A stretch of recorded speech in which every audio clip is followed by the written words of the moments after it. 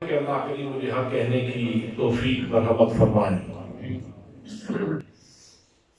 اصحاب علم و دانش، آپ سبھی لوگ اللہ کے گھر میں حاضر ہیں اور یہ انتہائی سعادت مندی کی بات ہے۔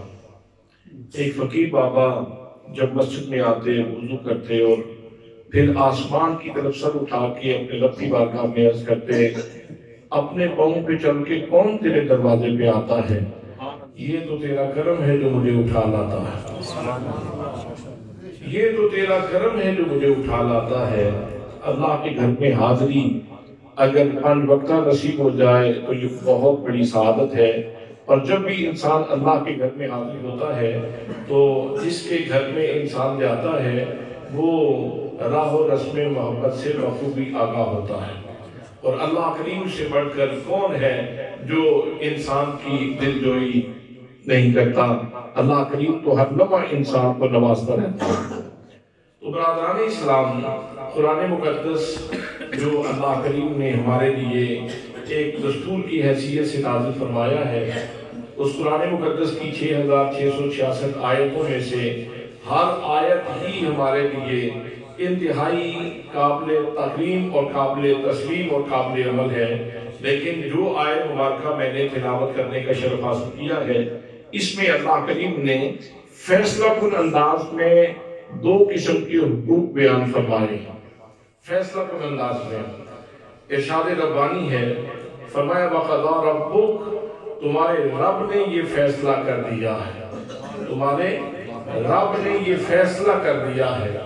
حالانکہ نماز بھی اس کا فیصلہ ہے، روزہ بھی اس کا فیصلہ ہے، حج بھی اس کا فیصلہ ہے، عمرہ بھی اس کا فیصلہ ہے، دیگر بہت سارے احکام ہیں وہ بھی اللہ کریم کا فیصلہ ہے۔ لیکن یہاں ان دو قسم کے حقوق کے لیے اللہ کریم نے فیصلے کا لفظ استعمال فرمایا۔ فرمایا وَقَضَىٰ رَبُّكَ، تمہارے رب نے یہ فیصلہ کر دیا ہے۔ یہ احکم الحاکمین کی عدالت کا فیصلہ ہے، یہ رب العالمین کا فیصلہ ہے، یہ ان اللہ علی کل شیء قدیر کی شان رکھنے والے رب کا فیصلہ ہے، یہ خلاق عالم کا فیصلہ ہے، یہ صنائے ازل کا فیصلہ ہے، یہ قادر مطلق کا فیصلہ ہے۔ فیصلہ کیا ہے؟ فرمایا وَقَضَىٰ رَبُّكَ، تمہارے رب کا یہ فیصلہ ہے اللہ تعبدوا الا ایاہ، کہ تم نے عبادت کرنی ہے تو فقط اللہ کریم کی کرنی ہے، عبادت کرنی ہے تو فقط اللہ کریم کی کرنی ہے، ناصیہ فرسائی کرنی ہے تو فقط اس کے دربار میں کرنی ہے، اگر جمی سائی کرنی ہے تو فقط اس کے دربار میں کرنی ہے۔ یہ تمہارے رب کا فیصلہ ہے۔ حضرات محترم، یہاں لفظ رب کا ذکر کرنا یہ بھی فائدے سے خالی نہیں ہے۔ انسان چونکہ احسان کا غلام ہوتا ہے، جتنی کسی انسان کے اندر احسان شناسی کی پاور زیادہ ہوتی ہے اتنی ہی اس کی انسانیت کامل ہوتی ہے۔ اور اگر کوئی بندہ اپنے محسن کو نہیں پہچانتا تو کہا جاتا ہے یہ بھی کوئی انسان ہے جس کو اپنے محسن کا ہی پتہ نہیں، جو اپنے محسن ہی کی ناقدری کرتا ہے۔ حضرات محترم، یہاں اللہ کریم نے انسانی نفسیات کے دروازے کے اوپر دستک دی ہے اور انسان کو ایک احسان نہیں بلکہ احسانات کی ایک لسٹ انسان کے سامنے رکھ دی۔ فرمایا وَقَضَىٰ رَبُّكَ، تمہارے رب نے یہ فیصلہ کر دیا ہے۔ رب کسے کہتے ہیں؟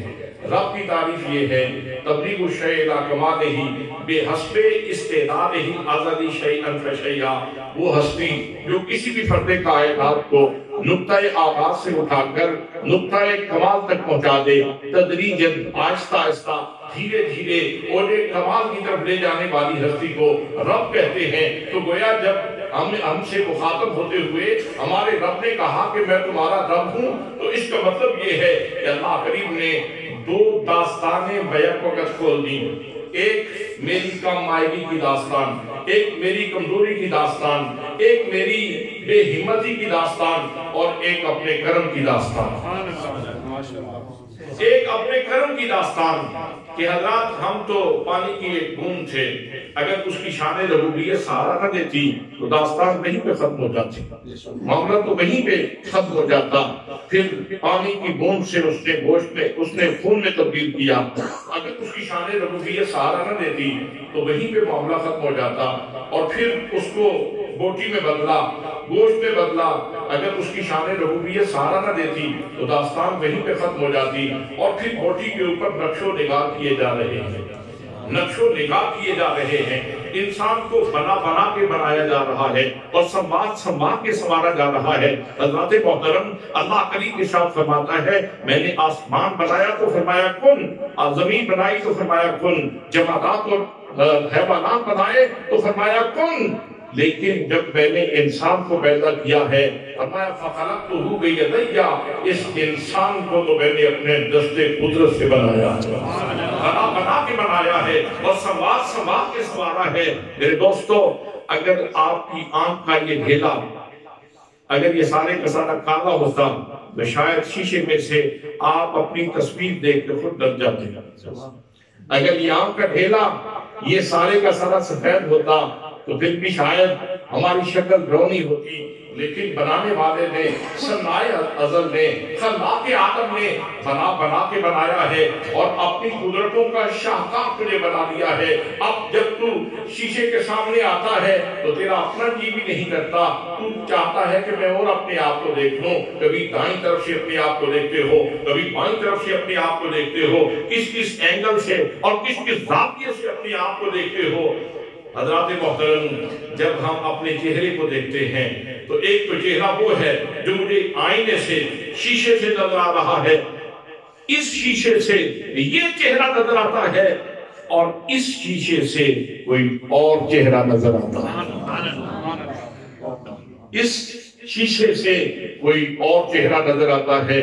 سر آئینہ کوئی اور ہے، پس آئینہ کوئی اور ہے، سر آئینہ کوئی اور ہے، پس آئینہ کوئی اور ہے۔ یہ تو کسی کے ہاتھ کی کاریگری ہے، یہ تو کسی بنانے والے کا یہ خوبصورت شاہکار ہے جس نے انسان کو انتہائی خوبصورت بنایا ہے۔ اور پھر کان کا پردہ کیسے فٹ کیا، کان کا پردہ کیسے فٹ کیا؟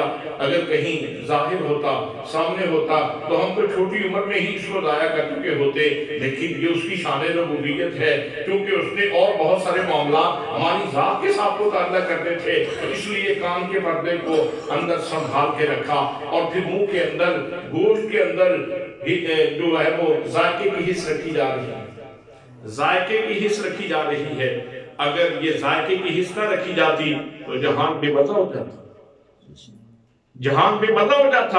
کوئی چیز آپ منہ میں ڈالنے کی کوشش نہ کرتے، آپ کو طلب ہی نہ ہوتی۔ حضرات محترم، تو منہ کے اندر ذائقے کی حص رکھ دی، ناک کے اندر سونگنے کی صلاحیت رکھ دی تاکہ تجھے بو اور بدبو کے اندر جو ہے وہ فرق کرنے کی صلاحیت معلوم ہو، تاکہ تو گلاب کو پہچان سکے، تاکہ تو چمیلی اور موتیوں کو پہچان سکے۔ حضرات محترم، ناک کے بانسے کے اندر خوشبو کی صلاحیت رکھ دی، سونگنے کی صلاحیت رکھ دی، اور پھر انسان کے آنکھ کی پتلیوں میں دیکھنے کی صلاحیت رکھتی ہے۔ تو انسان کو بنا بنا کے بنایا، سنوار کے سنوارا، اور پھر اس کے اندر روح ڈالی، اس کے اندر روح ڈالی، اور روح ڈالنے کے بعد پھر اس کو ایک مرحلے سے گزارنے کے بعد جب انسان کو دنیا پہ لانے کا وقت آتا ہے تو خلاق عالم نے پھر مہربانی فرمائی۔ اس نے شان ربوبیت کا اظہار کیوں کیا کہ ابھی انسان دنیا پہ نہیں آیا، ماں کے سینے پہ دودھ کی 2 نہریں جاری فرما دی۔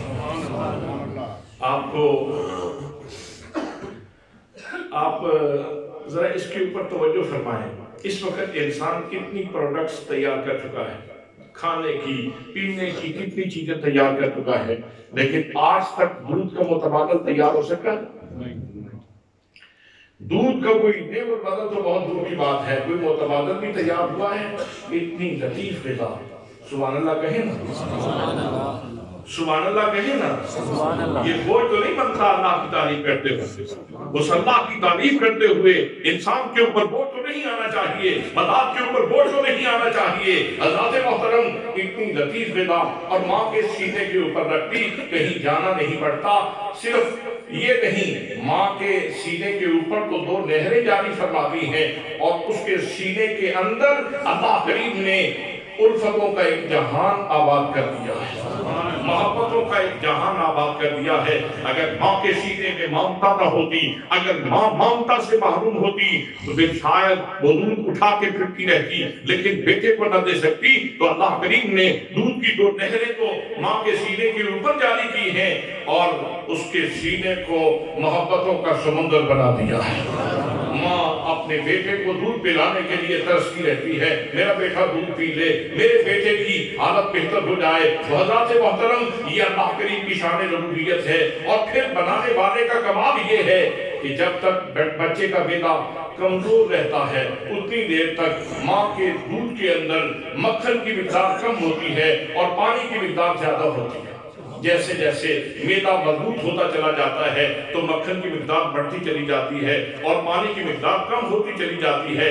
اور پھر جب انسان کے منہ میں دانت نکل آئے، دانے نکل آئے، جب یہ کھانے کا سامان اس کو مشین مل گئی تو پھر کہا یہ ساری کی ساری کائنات تیرے لیے میں نے بنائی ہے، اب تیری مرضی ہے تو تو گندم کھا لے، تیری مرضی ہے تو تو جو کھا لے، تیری مرضی ہے تو تو باجرہ کھا لے، تیری مرضی ہے تو تو جوار کی روٹی پکا لے، اب یہ ساری کائنات، یہ سارے پھل، یہ سارے فروٹ میں نے تیرے لیے بنائے ہیں۔ حضرات محترم، اللہ کریم نے ارشاد فرمایا وَقَضَىٰ رَبُّكَ، تمہارے رب نے یہ فیصلہ کر دیا ہے اگر تمہارے اندر انسانیت کا جذبہ موجود ہے، اگر تم محسن کو پہچان سکتے ہو تو وہ اتنا بڑا محسن ہے کہ تیرا کوئی لمحہ ایسا نہیں جس لمحے میں اس کا احسان تیرے اوپر موجود ہو۔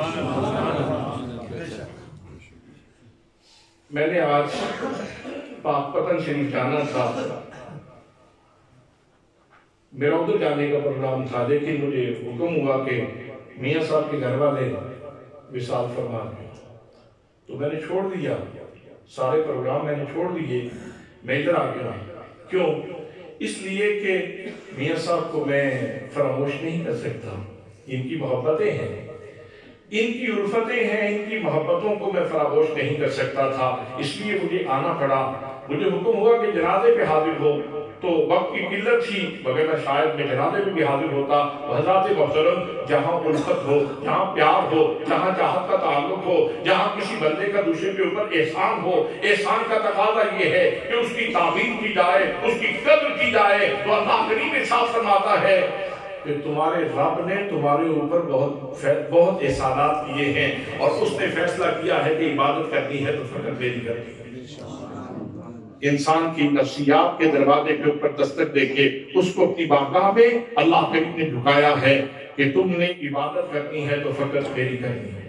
یہ جملہ آج کے جس ماحول میں کہہ رہا ہوں آپ کے لیے کوئی اتنا عجیب جملہ نہیں ہے، اس لیے کہ یہاں روزانہ اذان بھی ہوتی ہے، یہاں روزانہ جماعت بھی ہوتی ہے، کوئی بندہ مسجد میں آتا ہے کوئی نہیں آتا، لیکن سبھی لوگوں کا دل تو کرتا ہے کہ وہ رب کی بارگاہ میں جھکے اور اللہ کی ذات کی عبادت کریں۔ جس ماحول میں میرے پاک نبی صلی اللہ علیہ وسلم نے یہ دیا جلایا تھا، یہ چراغ روشن کیا تھا، حضرات محترم اس وقت تو ہر طرف اندھیرا ہی اندھیرا تھا۔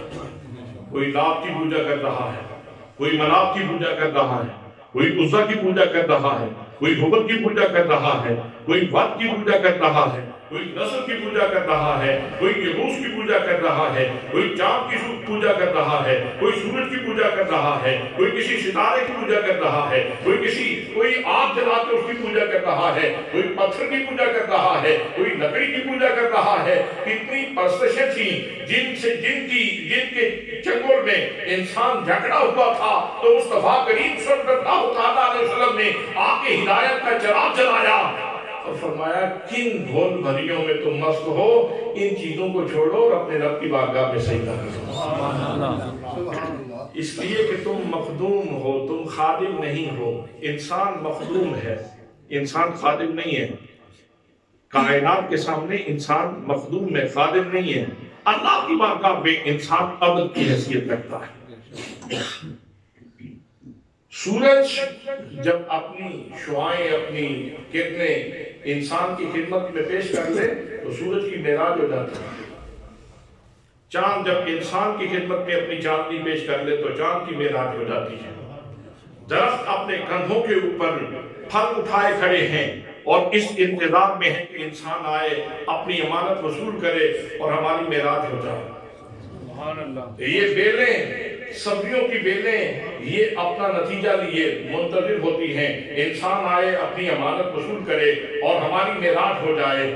ہوا کی معراج یہ ہے کہ وہ انسان کو ٹھنڈک پہنچا دے۔ حضرت چابی کا پہاڑ اپنے سینے میں سونا لیے کھڑا ہے اور انسان کا انتظار کر رہا ہے، انسان آئے اور اپنی امانت وصول کرے اور ہماری معراج ہو جائے۔ کوہستان نمک یہ اپنے سینے میں کوئلہ اور نمک لے کے کھڑا ہے اور انسان کا انتظار کر رہا ہے، انسان آئے، اپنی امانت وصول کرے اور میری معراج ہو جائے۔ حضرت کہنا یہ چاہتا ہوں کہ ہر چیز کی معراج یہ ہے کہ وہ انسان کی خدمت کرے، اور انسان کی معراج یہ ہے کہ یہ اپنے رب کی بارگاہ میں جھک جائے۔ سبحان اللہ۔ الصلاۃ معراج المومنین، الصلاۃ معراج المومنین، نماز مومن کی معراج ہے۔ تو دوستو، اللہ کریم نے ارشاد فرمایا، میں نے فیصلہ کر دیا ہے کہ تم نے عبادت کرنی ہے تو فقط میری کرنی ہے، عبادت کرنی ہے تو فقط میری کرنی ہے۔ حضرات یہاں ایک بات کہنے کے بعد آگے چلتا ہوں، وہ یہ ہے کہ اللہ کریم نے جب فرشتوں کو ارشاد فرمایا کہ آدم کو سجدہ کرو، تو فرشتوں نے سجدہ کر دیا اور شیطان اکڑ گیا، ابا واستکبر، اس نے انکار کیا اور تکبر کر دیا اور اس نے کہا کہ میں اس سے بہتر ہوں۔ حضرت واصف علی واصف نے یہاں بہت خوبصورت بات کہی، وہ ارشاد فرماتے ہیں وجہ کیا ہے، فرشتوں نے سجدہ کیوں کر دیا اور شیطان نے سجدہ کیوں نہیں کیا؟ آج اسی داعیے کی ضرورت ہے، آج اسی جذبہ کی ضرورت ہے جو اس بات کے اندر پوشیدہ ہے، وہی آپ کی خدمت میں عرض کرنا چاہتا ہوں۔ حضرات محترم، آپ فرماتے ہیں کہ اصل میں بات یہ ہے کہ فرشتوں نے اللہ کو اپنا معبود بھی سمجھا تھا، اپنا محبوب بھی سمجھا تھا۔ اللہ کریم کی ذات گرامی فرشتوں کا معبود بھی تھا، محبوب بھی تھا۔ شیطان کا مسئلہ یہ ہے کہ اس نے اللہ کو معبود تو سمجھا تھا، محبوب نہیں سمجھا تھا، اس لیے وہ دلائل دینے لگا، وہ منطق جھاڑنے لگا، وہ فلسفہ بگاڑنے لگا، میں اس سے بہتر ہوں۔ مٹی کو اگر پھینکا جائے تو مٹی نیچے جاتی ہے، آگ اگر جلائی جائے تو آگ اوپر جاتی ہے، تو میں اس سے بہتر ہوں، تو نے مجھے آگ سے بنایا، اس کو مٹی سے بنایا ہے۔ تو حضرات، اگر عبادت کرنا چاہتے ہو اور چاہتے ہو کہ یہ تسلسل قائم رہے، یہ توازن قائم رہے، اس کے اندر انقطاع نہ آئے، تو جب انسان اپنے رب کو اپنا محبوب بھی مت سمجھے اور اپنا معبود بھی سمجھے تو پھر عبادت آسان ہو جاتی ہے۔ اس لیے کہ محبت کا سکہ دل کے اوپر چلتا ہے، انسان کا پورا جسم یہ ایک سٹیٹ ہے، یہ ایک سلطنت ہے، اور اس کے اوپر حضرت دل کی حکومت ہے، حضرت دل کی حکومت ہے۔ آپ کہیں کسی دوست کے پاس چلے جائیں، وہ کہیں کہ یہ حلوہ ہے کھا لو، یا کوئی بڑی مرکز غذا ہے، بریانی ہے کھا لو، تو آپ سیر ہو کے گئے تھے تو آپ نے کہا دل نہیں ہے، دل نہیں ہے، حالانکہ کھاتے ہیں، اس کے بعد نظام ہضم کے ذریعے وہ معدہ میں جاتی ہے، پھر اس کے بعد ہضم ہونے کے بعد اس سے خون بنتا ہے، خون بن کے پھر جا کے دل تک پہنچتا ہے، لیکن آپ کہتے ہیں دل نہیں، دل نہیں ہے۔ اور اگر حضرت دل کی مخالفت کرتے ہوئے آپ کچھ کھا لیں تو ہو سکتا ہے کھانے کے بعد تھوڑا سا چلے اور کیا ہو جائے، وہ جو پہلے کا کھایا ہوا ہے وہ بھی باہر آ جائے۔ تو اسٹیٹ کا فرما روا دل ہے، اور جب دل سمجھ جاتا ہے تو سارا جسم سمجھ جاتا ہے، جب دل سمجھ جاتا ہے تو سارا جسم سمجھ جاتا ہے، اور جب دل بگڑ جاتا ہے تو سارا جسم بگڑ جاتا ہے۔ اسی لیے تو میرے آقا کریم صلی اللہ تعالیٰ علیہ وسلم نے ارشاد فرمایا کہ انسان کے جسم میں ایک لوتھڑا ہے، جب وہ سمجھ جاتا ہے تو انسان پورے کا پورا سمجھ جاتا ہے، اور جب وہ بگڑ جاتا ہے تو انسان پورے کا پورا بگڑ جاتا ہے۔ اس لیے ضرورت اس بات کی ہے کہ اس دل کے اوپر اللہ کی محبت کا جھنڈا لگایا جائے، اس دل کو اللہ کا غلام بنایا جائے، اس میں اللہ کی محبت کا چراغ جلایا جائے، اس کے اوپر اللہ کی محبت کو نافذ کیا جائے۔ جب اللہ کی محبت نافذ ہو جاتی ہے تو پھر عبادت اور ریاضت مشکل نہیں رہتی، پھر سجدے مشکل نہیں رہتے۔ حضرات محترم پھر سردی بھی رکاوٹ نہیں بنتی، پھر کوئی چیز رکاوٹ نہیں بنتی۔ تو میں عرض کر رہا تھا اللہ نے فرمایا سجدہ کرو، تو فرشتوں نے سجدہ کر دیا۔ آگے بسم اللہ، مولانا قاری محمد طاہر صاحب تشریف لائے، خوش آمدید۔ تو شیطان نے کیا کیا تھا؟ تکبر۔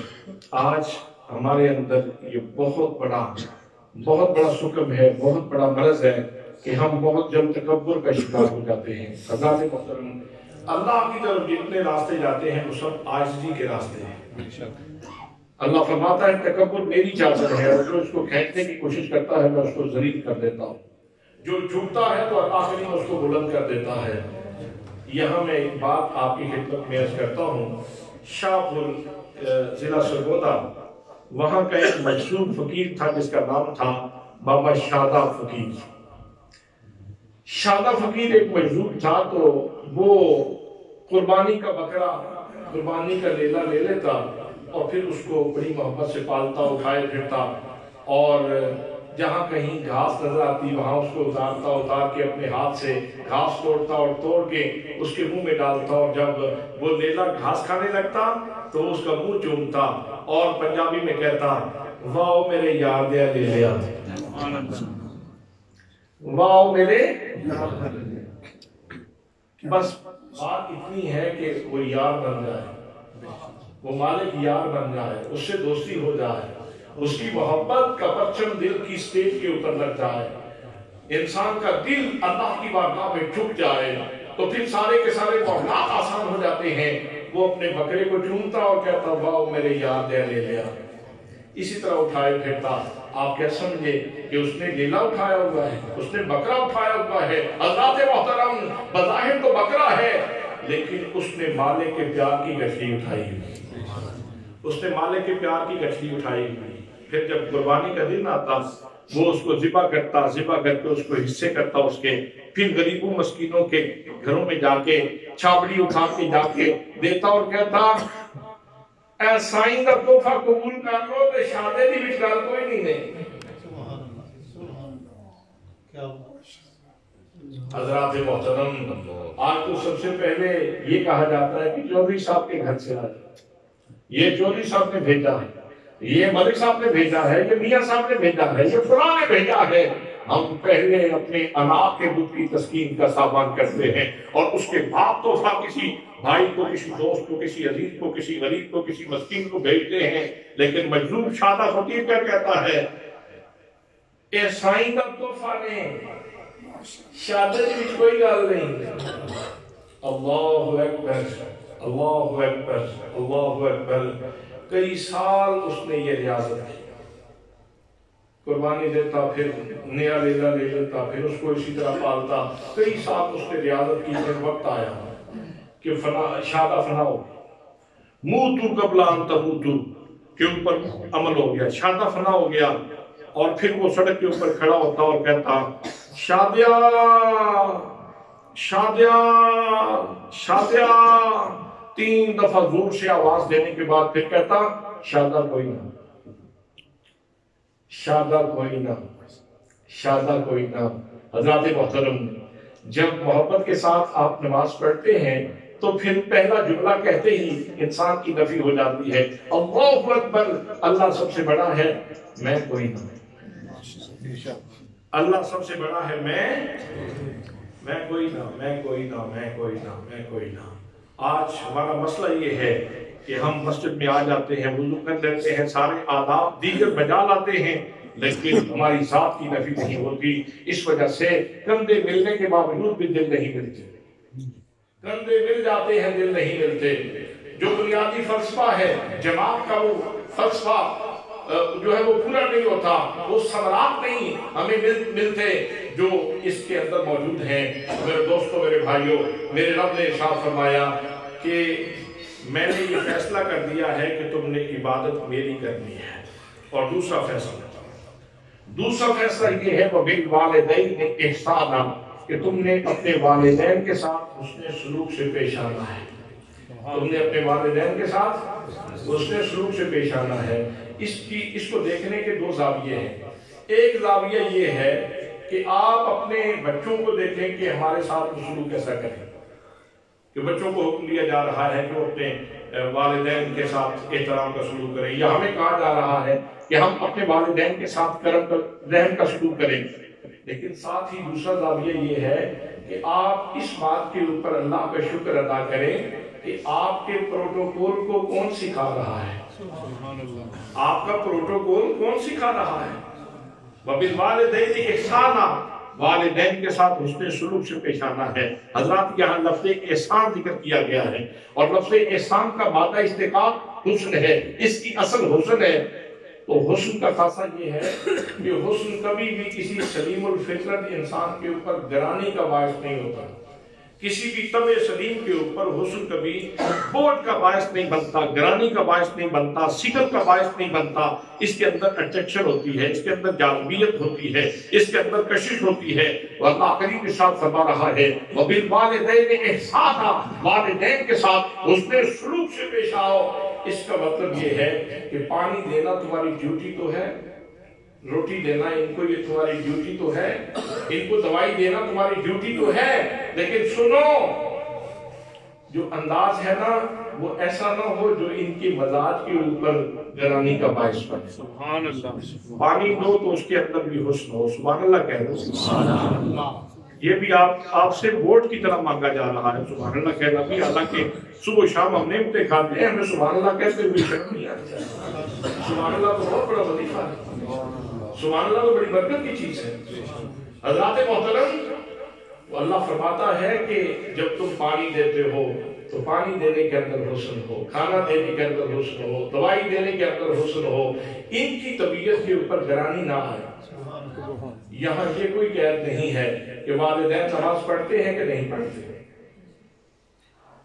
والدین کے لیے یہ نہیں کہا گیا کہ نماز پڑھتے ہیں کہ نہیں پڑھتے، سجدہ دیتے ہیں کہ نہیں دیتے، رکوع کرتے ہیں کہ نہیں کرتے، زکات دیتے ہیں کہ نہیں دیتے۔ یہاں اس طرح کی کوئی قید نہیں لگائی گئی، فقط رشتے کو مردود خاطر رکھا گیا، فقط رشتے کو مردود خاطر رکھا گیا ہے۔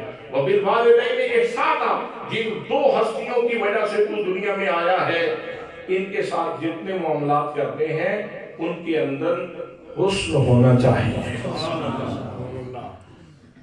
حضرات یہ جملہ بہت جامع تھا، اپنے مفہوم کی ادائیگی میں، معنی کی ادائیگی میں کچھ کمی نہیں رہ جاتی، بات پوری کی پوری سمجھ آ جاتی ہے کہ تلخی طبیعت میں آنی ہی نہیں چاہیے، کوئی ایسا رویہ سامنے آنا ہی نہیں چاہیے جس سے ان کی طبیعت پہ گرانی ہو۔ لیکن اللہ نے بات کو کلوز نہیں کیا، اپنے حقوق بیان فرمائے تو ایک جملے کے بعد بات کو سمیٹ دیا، بات کو کلوز کر دیا۔ لیکن جب والدین کے حقوق کی بات آئی تو اللہ کریم نے ان معاملات کو، اس موضوع کو سمیٹا نہیں، اس کو کلوز نہیں کیا، بلکہ اس سے آگے ارشاد فرمایا اما یبلغن عندک الکبر احدہما او کلاہما، جب ان دونوں میں سے کوئی ایک بوڑھا ہو جائے یا دونوں بوڑھے ہو جائیں، فلا تقل لہما اف، تو ان کے سامنے اف تک نہ کہنا۔ جب دونوں میں سے کوئی ایک بوڑھا ہو جائے یا دونوں بوڑھے ہو جائیں، سوال یہ ہے کہ والدین تو جوان ہوں تو کب بھی تو والدین ہیں، اگر شباب میں ہوں، جوانی میں ہوں، تو پھر بھی تو والدین ہیں۔ تو یہاں یہ کیوں کہا جا رہا ہے کہ جب ان میں سے کوئی ایک بوڑھا ہو جائے یا دونوں بوڑھے ہو جائیں تو ان کے سامنے اف تک نہیں کہنا؟ حضرات محترم، اصل میں وجہ یہ ہے، سورہ یاسین میں اللہ کریم نے ارشاد فرمایا مَن نُعَمِّرْهُ نُنَكِّسُ فِي الْخَلْقِ، جیسے جیسے ہم بندے کو بوڑھا کرتے ہیں تو ایسے ہی اس کی یہ صلاحیتیں کمزور ہوتی چلی جاتی ہیں، برداشت کم ہوتی چلی جاتی ہے، طبیعت کے اندر چڑچڑا پن آ جاتا ہے، بیماریاں حملہ کر دیتی ہیں، اور جب زمانے کی دھوپ انسان کو ستاتی ہے تو انسان کے طبیعت میں چڑچڑا پن آ جاتا ہے۔ ان کی طبیعت میں جو چڑچڑا پن آیا ہے وہ تو میری قدرت کا قانون ہے، وہ تو میری قدرت کا تقاضا ہے، وہ تو میری حکمت ہے، لیکن اے بیٹے، اے بیٹی، اے ان کی اولاد، تمہاری طبیعت میں چڑچڑا پن نہیں آنا چاہیے، تم نے ان کو اف تک نہیں کہنا۔ میں یہاں آپ سے پوچھنا چاہتا ہوں، آپ اصحاب علم و دانش، زیرک و دانا و بینا لوگ تشریف فرما ہے، سیانے لوگ تشریف فرما ہے، اف کہنے سے کیا کوئی گہری نیند سویا ہوا بندہ جاگ جاتا ہے؟ اف کے ساتھ ایک ہلکی سی آواز نکلتی ہے اور ساتھ سانس کا بہاؤ ہے جو تیزی سے انسان کے منہ سے نکلتا ہے. تو اف کہنے سے کیا کسی کہنے والے کی چیخ نکل جاتی ہے؟ اف کہنے سے کیا محلے میں شور پڑ جاتا ہے؟ اف کہنے سے کیا دھواں نکلتا ہے جس سے گھر میں آلودگی ہوتی ہے؟ تو پھر یہ اللہ کریم نے سد ذرائع کا کمال قانون استعمال فرمایا ہے کہ ان کے سامنے اف تک نہیں کرنی. اس کا مطلب یہ ہے کہ یہاں ان کے ساتھ سختی کرنا، ان کے ساتھ جھگڑنا، ان کے ساتھ سخت برتاؤ کرنا، ان کے ساتھ تلخی سے پیش آنا، ان سے ترشی سے پیش آنا، یہ تو بہت دور کی بات ہے. یہ ایسے ہے کہ ان کے ساتھ تو اف بھی نہیں کرنا.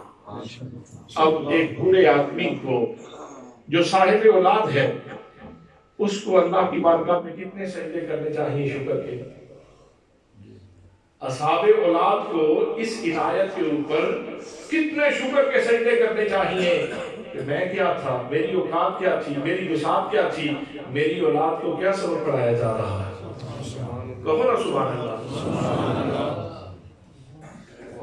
میری اوقات کیا ہے، میری وسعت کیا ہے، حیثیت کیا تھی.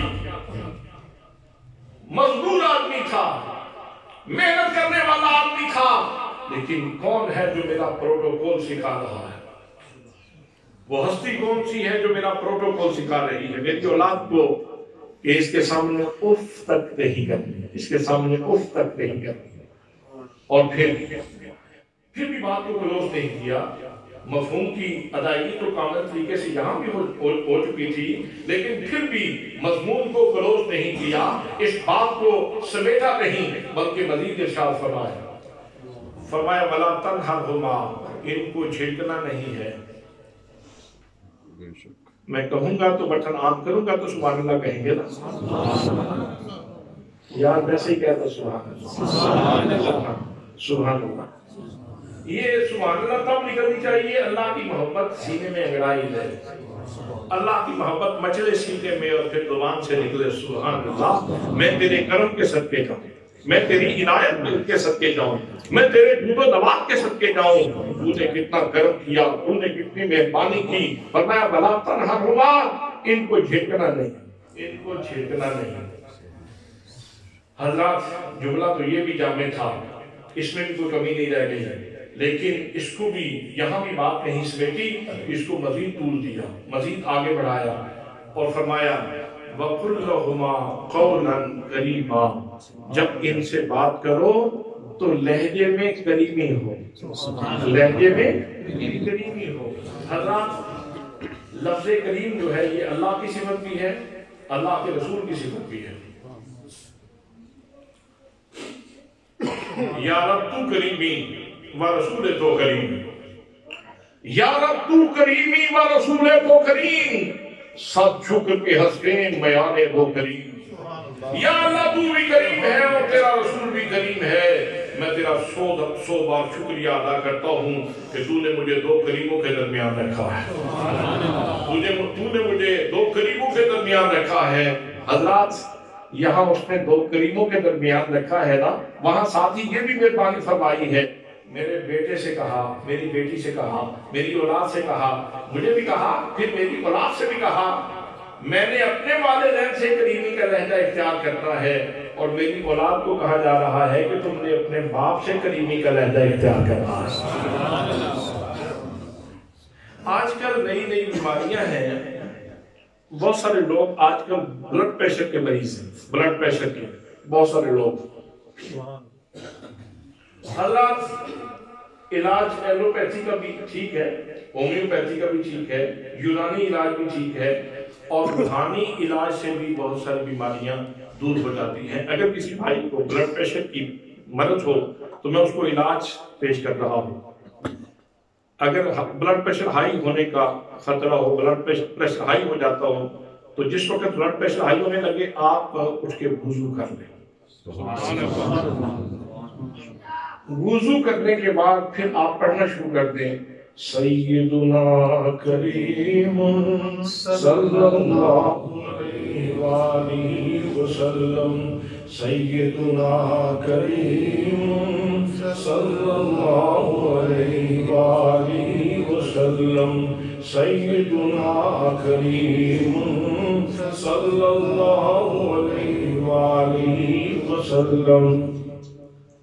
ये आप जितनी मजबूरी से, जितनी दिलजमी से और जितने ज़ौक़ से पढ़ेंगे, आपका ब्लड प्रेशर कंट्रोल हो जाएगा। इसलिए कि लफ्ज़ों के अंदर भी तासीर भी होती, लफ्ज़ों के अंदर भी तासीर होती है, लफ्ज़ों के अंदर गर्म तासीर भी होती है और ठंडी भी होती है। और ये आप देखते रहते हैं, जो आप गाली देते हैं किसी को, वो भी लफ्ज़ ही होते हैं, लेकिन उनके अंदर गर्मी कितनी होती है ये आपको मालूम है। और अगर किसी से आप कहेंगे अस्सलाम वालेकुम भाईजान, क्या हाल है आपका, तो ये भी लफ्ज ही है, लेकिन इनके अंदर ठंडक कितनी है ये भी आप महसूस करते हैं। हज़रात मोहतरम, इसी तरह लफ्जों के अंदर तासीर मौजूद होती है। तो ये जो सिफत करीम है, इसके अंदर ठंडक पाई जाती है, इसके अंदर ठंडक पाई जाती है। तो कहना ये चाहता हूँ, अल्लाह करीम इरशाद फरमाता है वकुल लहुमा कौलन करीमा, कि जब तू इनसे बात करे ना, तेरे लहजे में इतनी ठंड हो कि उनके सीने में ठंड पड़ जाए। सुभान अल्लाह, सुभान अल्लाह, सुभान अल्लाह, सुभान अल्लाह। इस आयत के ऊपर जितनी रूह बदल करे कम है, जितनी रूह रक्स में आए कम है। हज़रात मोहतरम, इंसान की रूह जिस्म के अंदर वजन करती है कि अल्लाह करीम अपने बंदे से कितनी मेहरबानियां कर रहा है, कि अल्लाह करीम औलाद से फरमा रहा है कि अपनी औलाद अपने वालिदैन से बात ऐसे करती है कि तुम्हारे लहजे के अंदर मिठास हो, तुम्हारे लहजे के अंदर ठंड हो। ऐसी बात करो कि बूढ़े बाबे के सीने में ठंड पड़ जाए, बूढ़े बाबे के सीने में ठंड पड़ जाए, माँ के सीने में ठंड पड़ जाए, उसको पता चले कि मेरा बेटा मुझसे बोल रहा है, मेरा पोता मुझसे बोल रहा है, मेरा अजीज मुझसे बोल रहा है। हज़रात मोहतरम, ये अल्लाह करीम ने 4 तरह के जुमलों में वालिदैन के हुकूक को बयान फरमाया। एक आयत और समाप्त फरमा लें वक़्त के दामन के अंदर रहते हुए, तो आपके ज़ौक़ को मज़ीद तस्कीन मिल जाएगी। फिर इरशाद फरमाया जा रहा है कि जब तू मुझसे सवाल करे, तो मुझसे बहुत सारी चीजें मांगते हो, रोटी मांगते हो, पानी मांगते हो, बहुत कुछ मांगते हो, तो एक सवाल ये भी किया करो मुझसे, एक सवाल मुझसे ये भी किया करो। अल्लाह करीम इरशाद फरमाता है कि मुझसे एक सवाल ये भी किया करो, वक़ुल रब्बिरहमहुमा कमा रब्बयानी सगीरा। सुभान अल्लाह, सुभान अल्लाह, सुभान अल्लाह, सुभान अल्लाह। इन जुमलों की मिठास हज़रात मोहतरम अगर आप महसूस करें, तो शायद शहर में इतने मिठास ना हो जितनी इन जुमलों के अंदर मिठास मौजूद है, शायद इतनी दूध के अंदर इतनी तासीर ना हो जितनी इन जुमलों के अंदर तासीर मौजूद है। फरमाया वक़ुल रब्बिरहमहुमा कमा रब्बयानी सगीरा, मेरी बारगाह में मुझसे सवाल करते हुए ये कहा कर, मेरे अल्लाह, जैसे इन्होंने छोटी उम्र में मेरे साथ प्यार किया है, ऐसे ही तू इनको संभाला दे, ऐसे ही तू इनके ऊपर रहम फरमा, रहम का सलूक फरमा इनके साथ। अब जरा लौट या अहले रफ्ता की जानिब, माजी के झरोकों में झांक के देखो, एक नजर पीछे मुड़ के अपने आप को देखो, कल क्या था आज क्या है। छोटा बच्चा 6 माह का, मैं भी था, आप भी थे, ये सारे लोग इस मरहले से गुजर के आए हैं। यकबस्ता रातों में, ठंडी रातों में, जैसे आजकल की रातें हैं, ये चंद रोज की पहले की रातें, यकबस्ता रातें, बेटे ने पेशाब कर दिया ठंडी रातों में। और आजकल तो पानी आसानी से अवेलेबल है, किसी दौर में तो आपको पता है पानी भी बड़ी मुश्किल से मिला करता था। बेटे ने पेशाब कर दिया। अब माँ ने क्या किया, ये नहीं कहा कि तूने मेरे ऊपर पेशाब क्यों किया, उसने एतराज का, एहतजाज का कोई जुमला नहीं कहा, माँ ने कोई जुमला ऐसा नहीं कहा। उसने ऐसे किया कि पेशाब वाली जगह पे खुद लेट गई और बच्चे को उठा करके साफ जगह पे, खुश्क जगह पे बिस्तर पे लेटाया। फिर रात का बाकी मरहला कैसे गुजरा, हज़रात तकलीफ में कौन था, لیکن ماں کو دیکھیں، ماں پھر کبھی دائیں طرف سے کمبل ٹھیک کرے، رضائی ٹھیک کرے، کسی طرف سے بیٹے کو ہوا تو نہیں لگ رہی۔ گڑیا خاتون، پیشاب کے اوپر تو تم سوئی ہوئی ہو، بدبودار جگہ پہ تو تم سوئی ہوئی ہو، پانی پہ تو تم سوئی ہوئی ہو، تم لیٹی ہوئی ہو، تو اپنا خیال کرو۔ لیکن اس کو اپنا کوئی خیال نہیں، وہ بار بار وہ رضائی اٹھا کر کے دیکھتی ہے، وہ کمبل اٹھا کر کے دیکھتی ہے، کسی طرف سے میرے بیٹے کو ہوا تو نہیں لگ رہی، کہیں ٹھنڈک نہ لگ گئی ہو، کہیں اس کو ٹھنڈ نہ لگ رہی ہو۔ حضرات محترم، یہ ماں کی ممتا ہے، یہ ماں کی ممتا ہے جو اللہ کریم نے انسان کی ماں کو یہ دولت عطا فرما رکھی ہے۔ تو جس طرح ماں اپنے بچے کو بچپنے میں پیار کے ساتھ پالتی ہے، محبت سے پالتی ہے، اور جیسے والد ایک مزدور آدمی بیماری بھی ہے، اس کے باوجود مزدوری کر رہا ہے، نیچے والی منزل سے اینٹیں اٹھا کے اوپر پھینک رہا ہے، سارا دن اینٹیں پھینکی جا رہی ہیں، آسان تو نہیں ہے، آسان کام تو نہیں ہے، پسینہ نکل رہا ہے، کپڑوں کی خبر نہیں ہے، جسم کے اوپر مٹی ہے۔ میاں یہ کیا کر رہے ہو؟ اس نے کہا بچے چھوٹے چھوٹے ہیں۔ اللہ اکبر۔ اس نے کہا چھوٹے چھوٹے بچے ہیں، مزدوری کر رہا ہوں۔ کتنے لوگ ہیں دیش سے پردیش گئے بچوں کے لیے، دیش سے پردیش چلے گئے بچوں کے لیے، ان کی روزی کے لیے، وگرنہ گھر کا ماحول کس کو اچھا نہیں لگتا۔ حضرات محترم، تو یہ وہ پیار ہے جو اللہ کریم نے انسان کی فطرت میں ودیعت کیا ہے اپنی اولاد کے لیے۔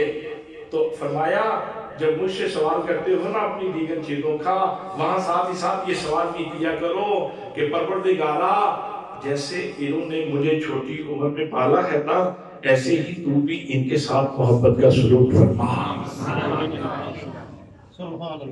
پھر اپنے پیغمبر اعظم رسول اکرم صلی اللہ تعالیٰ علیہ وسلم کی زبان سے کہلوایا، فرمایا یہ جو تیرے گھر میں باپ ہے نا، تیری ماں ہے، باپ ہے، ان کو معمولی نہ سمجھنا، ان کو محبت سے دیکھو گے، حج مقبول کا، حج مبرور کا ثواب مل جائے گا۔ سبحان اللہ، سبحان اللہ، سبحان اللہ، سبحان اللہ، سبحان اللہ۔ یہ کون سی ہستی کہہ رہی ہے؟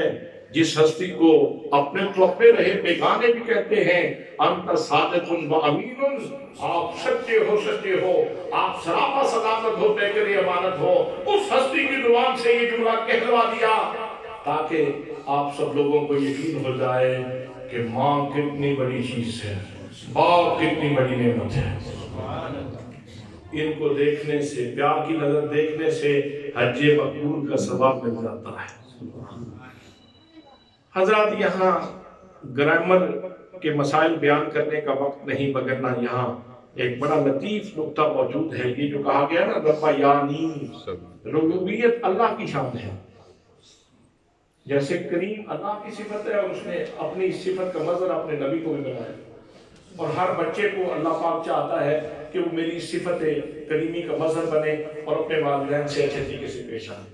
اسی طرح ربوبیت یہ اللہ کی شان ہے، اور اس نے والدین کو اپنی شان ربوبیت کا مظہر بنایا۔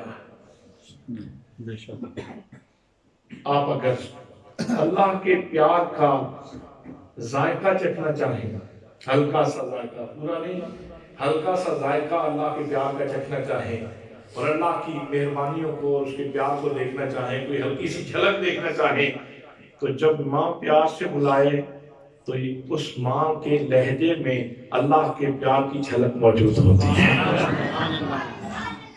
سبحان اللہ۔ جس دن میری والدہ ماجدہ فوت ہوئی، مجھے اس چیز نے بہت رلایا مجھے اس چیز نے کہ مالک تیری مرضی ہے، قانون قدرت ہے، وہ چلے گئے، ہم نے بھی چلے جانا ہے، لیکن میرے اللہ، میں تو اپنی ماں کے لہجے میں تیرا پیار پایا کرتا تھا۔ جب میری ماں مجھے بلاتی تھی تو میں تو اس ماں کے لہجے میں تیرا پیار، اس کے پیار، تیرے پیار کی جھلک دیکھا کرتا تھا۔ آج اس نعمت سے میں محروم ہو گیا ہوں، آج میں اس نعمت سے محروم ہو گیا ہوں۔ میں کہا کرتا ہوں اکثر اپنے بچوں کو، اپنے طالب علموں کو، شاگردوں کو یہ کہا کرتا ہوں، بیٹو یاد رکھو، وہ بندہ بہت امیر ہے جس کے والدین زندہ ہیں، وہ دنیا کا امیر ترین انسان ہے جس کے والدین زندہ ہیں، جس کو یہ دو نعمتیں میسر ہیں وہ بہت امیر انسان ہے۔ ان دونوں نعمتوں کی قدر کیجیے۔ حضرات محترم، فرمایا وَرَبِّ ارْحَمْهُمَا وَقُلْ رَبِّ ارْحَمْهُمَا كَمَا رَبَّيَانِي صَغِيرًا، ان سے ایسے بات کیا کرو۔ اللہ کریم کی بارگاہ میں یہ سوال کیا کرو کہ یا اللہ ان سے ایسے سلوک کر جیسے انہوں نے چھوٹی عمر میں مجھے سنبھالا ہے۔ 3 منٹ باقی ہیں۔ میں نہر اپر جیلم کے اوپر جا رہا تھا تو لاش دیکھی میں نے، اس طرح ماں کے ہاتھ اس طرح تھے، ایک خاتون ہے 36-37 سال کی اور اس کے ہاتھ یہیں پہ رکے ہوئے ہیں۔ تو میں نے جمعہ کا دن تھا، میں نے جانا تھا جمعہ پڑھانے کے لیے، تو ایک دوست ہے ہمارے ٹھلا کے میاں نوی صاحب جانتے ہیں قاری ارشد صاحب، ان کو میں نے کہا کہ ڈنگا کھانے میں ذرا رابطہ کریں، لاش کا پتہ چل جائے۔ وہ اطلاع کر دی گئی، بعد میں پتہ چلا اس خاتون کی ہسٹری یہ ہے کہ اس کو 6-7 سال کے بعد دعاؤں کے بعد اللہ نے بیٹا دیا تھا، تو وہ بیٹا اللہ کی کرنی ہوئی، بیمار ہوا اور فوت ہو گیا، 4 سال کا 5 سال کا ہوا تو فوت ہو گیا، اور ماں صدمہ برداشت نہ کر سکی اور اس کی عقل معاف ہو گئی۔ اس نے اپنے بیٹے کے کپڑے اور جوتے اکٹھے کیے، ان کی گٹھلی باندھی اور سینے کے ساتھ لگا دیا۔ اب لوگ کہتے ہیں کہ کھانا کھا لو، وہ کہتی نہیں میرا بیٹا گر جاتا ہے، میرا بیٹا گر جاتا ہے، میرا بیٹا گر جاتا ہے۔ حضرات، عقل تو معاف ہو گئی، محبت ماں کی معاف نہیں ہوئی۔ اللہ اکبر، ماں کی عقل تو معاف ہو گئی لیکن ماں کی ممتا، ماں کی محبت معاف نہیں ہوئی۔ پھر وہ گھر سے نکلی، نہر پہ پہنچی، پاؤں پھسلا، گر گئی۔ اب نظام قدرت ہے، پانی کپڑوں میں داخل ہوا، پانی نے ماں سے کپڑے اور جوتے تو چھین لیے، لیکن وہ جو بازوؤں کے ساتھ اس نے پیار کا حالہ بنایا ہوا تھا وہ پانی بھی نہیں توڑ سکا، وہ پانی بھی نہیں توڑ سکا۔ میرے سب کام میری ماں کی دعاؤں سے ہوئے ہیں، میرے سب کام میری ماں کی دعاؤں سے ہوئے ہیں، ورنہ جہنم کب سرد ہواؤں سے ہوئے ہیں، ورنہ جہنم کب سرد ہواؤں سے ہوئے ہیں۔ ایک مدت سے میری ماں نہیں سوئی تابش، میں نے ایک بار کہا تھا کہ مجھے ڈر لگتا ہے جن لوگوں کے والدین زندہ ہیں وہ ان نعمتوں کی قدر کریں، اور جن کے اس جہان فانی سے چلے گئے ہیں وہ ان کو اپنی دعاؤں میں یاد رکھیں، وہ ان کو اپنے اشارے ثواب کی جو کلمات ہیں ان کے اندر یاد رکھیں۔ اور بہترین اشارے ثواب کی ایک صورت یہ ہے کہ آپ نماز پڑھیں، نماز پڑھو، نماز پڑھو، نماز پڑھو۔ نماز کے اندر آپ کی اولاد کا حصہ بھی ہے، آپ کے والدین کا حصہ بھی ہے، اور جملہ امت مسلمہ کا حصہ بھی موجود ہے۔ جب آپ اختتام کرنے لگتے ہیں اور دعا مانگتے ہیں رب اجعلنی مقیم الصلاۃ ومن ذریتی، یا اللہ مجھے نماز قائم کرنے والا بنا دے اور میری اولاد کو نماز قائم کرنے والا بنا دے، جب آپ کی دعا قبول ہو جائے گی آپ کی اولاد نیک ہو جائے گی، اس لیے کہ ان الصلاۃ تنہی عن الفحشاء والمنکر، نماز برائیوں اور بے حیائیوں سے روکتی ہے۔ جب آپ کی دعا قبول ہو جائے گی تو اولاد نیک ہو جائے گی۔ اور پھر آگے ہم دعا مانگتے ہیں رب اجعلنی مقیم الصلاۃ ومن ذریتی ربنا وتقبل دعا، یا اللہ میری دعا کو قبول فرما، ربنا اغفر لی، یا اللہ میری مغفرت فرما دے، والدیا میرے والدین کی مغفرت فرما دے، والمؤمنین، اور جہاں جہاں کوئی تیرا بندہ تیرے رسول کا غلام موجود ہے اس کی مغفرت فرما دے۔ ایک بندے کی نماز کا نفع اللہ کریم پوری کائنات میں تقسیم فرما دیتا ہے۔ اس لیے آپ کی نماز بہت مفید ہے، آپ کی نماز بڑی اہم ہے، آپ کا اللہ کی بارگاہ میں جھکنا بہت ضروری ہے۔ اس لیے آئیے، اگر آپ چاہتے ہیں کہ آپ کا بھلا ہو جائے، آپ کی اولاد کا بھلا ہو جائے، آپ کے والدین کا بھلا ہو جائے، اور آپ کے رشتہ داروں کا اور جمیع امت مسلمہ کا بھلا ہو جائے، تو نماز پڑھیے۔ اللہ کریم آپ سب لوگوں کو اس کی برکتیں نصیب فرمائے گا۔ میری دعا ہے کہ اللہ کریم مرحومہ کے درجات بلند فرمائے اور ہمارے میاں صاحب کو اللہ کریم تندرستی کی نعمت سے مالا مال فرمائے وعلیہ الا البلاغ المبین